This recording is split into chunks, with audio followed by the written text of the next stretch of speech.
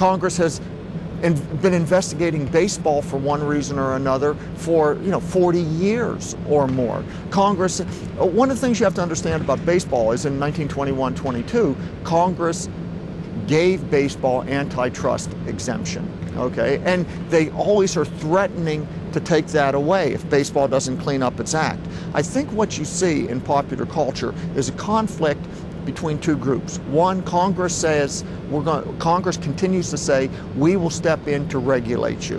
Whether it's the popular culture form, whether it's television or comic books or the film industry. The film industry says, no, we will regulate our own affairs. We will set up a body, an organization, a structure to regulate our own affairs. Hollywood set up the Hayes Board to regulate its own affairs. Baseball set up the commission with Kennesaw Mountain Landis to regulate its own affairs. So it's a question of who provides the regulation, the industry or Congress.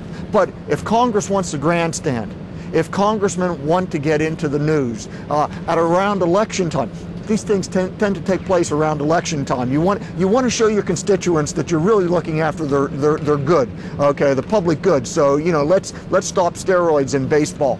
It's wonderful press for the congressman.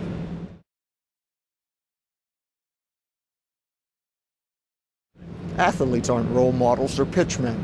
They sell products. Okay, Charles Barkley, I think, said it best. Said, you want a role model? Look at your parents, look at your minister, look at your teachers. Don't look at me. So I think we've become pretty immune to the idea of athletes as role models. I think that is, well, if it's not a 19th century concept, it's certainly a mid-20th century and early 20th century concept. We see Michael Jordan, they sell products, they're pitchmen. LeBron James, is he a role model? I don't know. I don't even know who LeBron James is. I only know the commercials that I see him in.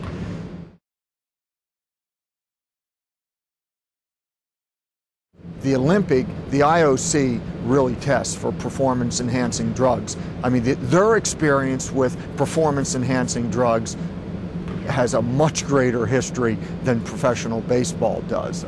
You mentioned Ben Johnson. Recently we had Marion Jones admitting she took drugs. I mean, it's been epidemic in track and field. I mean, virtually, I honestly feel that every track and field record is suspect. And even before the performance-enhancing drugs, we had things like, a number of Olympics ago, distance runners like Lassie Viren, who were guilty of blood doping. And, we've had this history of performance-enhancing drugs.